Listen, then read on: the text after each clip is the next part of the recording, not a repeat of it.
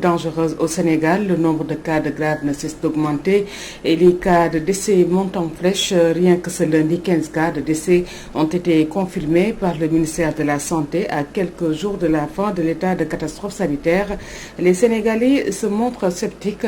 Les réactions dans ce reportage de Fatou Bintou Diouf. Le président Macky Sall annonce la fin de l'état de catastrophe sanitaire le 19 mars. Pourtant, la pandémie de Covid-19 prend une pente dangereuse au Sénégal. Les cas graves augmentent de même que les nombres de décès et pendant ce temps, certains Sénégalais nient toujours l'existence de la maladie. Vous l'avez constaté comme moi, les Sénégalais ont repris les habitudes, pas de respect des gestes barrières. Il y a du laisser-aller total. Par rapport à la réalité, est-ce que ces chiffres-là aussi les atteignent ou les atteignent pas? Rares sont les personnes qui respectent le port de masque dans la rue, non sans souligner les rassemblements dans les lieux publics pour Dr Babacar Niang, urgentiste de Souma Assistance. Dans ces cas-là, le danger guette souvent les personnes vivant avec des comorbidités. C'est là qu'on aurait espéré que vraiment les Sénégalais puissent comprendre. Parce que quand même avec les médias, vous avez parlé de beaucoup de cas de personnalité. Chaque jour, on lit les médias et on voit quand même que dans tous les milieux, autant des médecins que des personnalités, que la personne que vous avez citée, sont en train d'être emportées par cette maladie-là. Et je dis que ça, ce n'est rien. Ce qui se passe en réalité, dans les villages qu'on voit, où on te dit que ce n'est rien, c'était une grippe. En tout cas, on dit des paolés. On a des paolés. Donc, on a tout minimisé. Parce qu'on a l'impression que même le Covid a été exploité en business, en tapalé. Il y a même du corona tapalé, du corona business. Tous les mots sont sortis et des mots péjoratifs sur ce corona-là. Avec l'assouplissement de certaines mesures de restriction, l'État est averti. Le 19, nous savons tous que ce 19 mars, l'État ne pouvait plus renouveler le couvre-feu à une seule condition, puisqu'il faudra passer par l'Assemblée nationale. De prélever, parce que maintenant il n'y a que l'État qui prélève les gens qu'ils veulent, donc ils donnent les chiffres. Donc ce qui fait que les chiffres, comme je vous ai dit, je les ai toujours critiqués et là encore c'est plus grave. La situation de la Covid-19 devient de plus en plus critique avec les cas de décès. Les Sénégalais préviennent l'État et invitent les citoyens également au respect des mesures barrières car le Covid-19 est toujours là. Quelques heures après le rappel à Dieu de Thione Ballago Seck, voisins, amis proches et fans continuent de se rendre à la maison mortuaire pour présenter leurs condoléances. Les témoignages sont unanimes. Thione Seck fut un homme véridique. Mamoudiabi Gassama. Un jour après le décès de Papa Thione Ballago Seck, des gens viennent de partout et rejoignent la maison mortuaire pour témoigner et formuler des prières à l'endroit du grand artiste, une personne très appréciée par ses voisins qui aujourd'hui font son éloge. Zakaria Ba, l'un d'entre eux. Papa Thione Seck était un exemple pour toutes les personnes, pour tous les habitants ici au quartier, pratiquement au Sénégal. Il était un homme pieux, un homme qui avait un fort caractère. On demande à Allah subhanahu wa ta'ala de l'accueillir au paradis les plus grandes. Il n'avait pas, comme les Olofs le disent, kharmayala. Les marchands ambulants, les vendeurs, les musiciens, les footballeurs, ils nous donnaient des conseils. Papa Thione était un homme qui était humble. Papa Thione est resté toujours la même personne si l'on se fie à son ami d'enfance, Moussa Diop. Thione Seck était un homme hors pair. Nous avons grandi ensemble. Quand on s'est vu à la place de l'indépendance ce jour-là, il m'a offert de l'argent et vraiment j'étais très content. Il est resté toujours la même personne que le Tout-Puissant et pitié de son âme et l'accueille dans son paradis.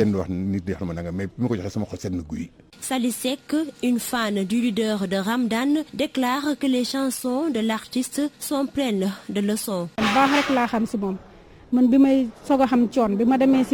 Thione Seck était une bonne personne. Quand j'étais partie chez lui, en ce moment il habitait aux Parcelles Assainies. Une fois sur place, quand je l'ai vu, il m'a demandé mon nom et je lui ai répondu que je m'appelais Sali Seck. Alors Thione Ballago m'avait dit, désormais à partir d'aujourd'hui, tu fais partie de la famille. Je l'aimais beaucoup. Thione Ballago Seck était un homme véridique, religieux et humble. J'invite tous les musiciens à suivre les pas de ce grand artiste. Toute personne qui veut être éduquée et éveillée doit écouter les chansons de Thione Ballago Seck. Que le Tout-Puissant ait pitié de son âme.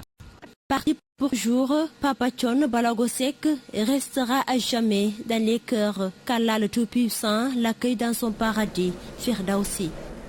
Mahmoud Gassaba, la construction de cantines dans la nouvelle gare routière communément appelée Garage Nioro est au centre d'un différend entre les chauffeurs et la municipalité. La mairie est accusée d'utiliser à d'autres fins un espace réservé aux chauffeurs.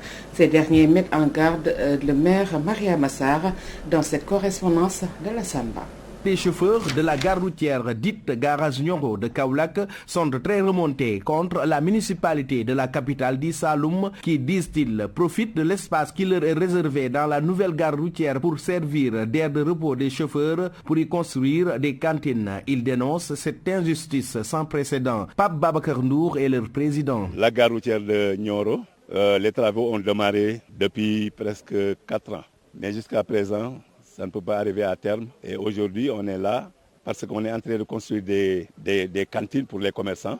À notre grande surprise, il y a des espaces qu'on croyait que c'est réservé aux chauffeurs pour des aires de repos. Mais malheureusement, depuis avant-hier, on est en train de vouloir construire ces espaces. C'est les chauffeurs qui se sont rebellés pour vraiment arrêter les travaux. Donc aujourd'hui, les chauffeurs sont vraiment choqués pour voir toute la gare routière, tout le périmètre être construit de cantines pour les commerçants. L'autre manquement, c'est la non-implication de ces chauffeurs qui pourtant se sont battus au début pour avoir cet espace comme gare routière. Les chauffeurs ne sont pas associés parce que Madame le maire, que je respecte beaucoup, n'a jamais fait des visites de chantier avec nous. Je pense que nous impliquer n'est pas nécessaire. Et pourtant, comme nous, c'est les chauffeurs qui sont les exploitants de la gare routière, on devait nous associer. On s'est battu pour que l'espace reste la propriété de la gare routière. Sans nous, aujourd'hui,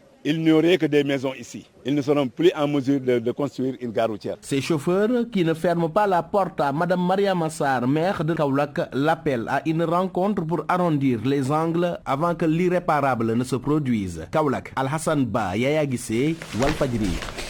Et parlons à présent de ce violent incendie produit dans la nuit de samedi à la zone de captage près du marché Bignona. Malgré l'intervention des sapeurs-pompiers, d'importants dégâts matériels ont été enregistrés. Un constat fait par notre reporter Adama Diallo. Un atelier de menuiserie et un garage de mécaniciens ont été endommagés par un incendie qui a ravagé les lieux. Plus de 15 voitures et des commandes ont été emportées par les flammes. C'est vers 2 heures du matin qu'on nous a appelés pour nous informer que nos lieux de travail ont pris feu. On ne pouvait pas le maîtriser. Finalement, on a noté d'énormes dégâts. C'est mon atelier de menuiserie qui a pris feu. Le gardien m'a appelé samedi soir. À mon arrivée, j'ai trouvé les sapeurs-pompiers sur place. Désespérés, les victimes se soucient de leurs clients et des matériels perdus dans l'incident. On a perdu tous nos matériels, machines, bois, etc. Qui connaît comment fonctionne un grand atelier, c'est qu'on a perdu une fortune. Les dégâts sont énormes. Il y a eu 17 voitures calcinées entre autres. Les causes restent inconnues pour le moment, mais ce jeune homme demande à la Sénélec de revoir son travail. Je cite la Sénélec qui doit vérifier ses installations parce que ça fait défaut. Et j'appelle les autorités de la zone de captage à revoir le travail de la Sénélec. Ainsi, il demande aux propriétés de faire preuve de compréhension et sollicite l'aide de l'État et des bonnes volontés. Je lance appel aux propriétaires des voitures parce qu'il y a beaucoup de voitures qui sont brûlées. Donc, je lance appel parce que des fois, c'est la vie. Donc, un peu de compréhension parce que les gens qui travaillent ici, ils n'ont pas beaucoup de moyens pour rembourser toutes ces voitures. ci wàllu état surtout maay état ñu ngi koy ñaan dimbal ci lii mu taxaw ci. Puis reparlons du 140e anniversaire de l'appel de Seydina Limamou Laye qui a été célébré ce lundi dans un contexte particulier. À Yoff, seuls les habitants de la localité ont assisté à la célébration à cause de la pandémie de Covid-19. Les fidèles ont essayé tant bien que mal de respecter les mesures barrières. Leur réaction dans ce Vox Pop réalisé par Moussa Sène. Avec un contexte un peu particulier, coloré de la pandémie qui sévit dans le monde, on a jugé nécessaire de l'organiser, mais autrement, tout conformément aux mesures édictées par les autorités sanitaires. Voilà, comme vous voyez ici aujourd'hui, le nombre a été réduit parce qu'on a demandé à tous les fidèles que chacun le fasse chez soi. Donc la plupart des gens que vous trouvez ici aujourd'hui, c'est des habitants de Yoff. Donc il y a quelques rares qui se sont déplacés, sinon la plupart l'ont fêté chez eux. Rendre grâce à Dieu de pouvoir encore une fois assister à cet événement sur lequel nous fondons beaucoup d'espoir.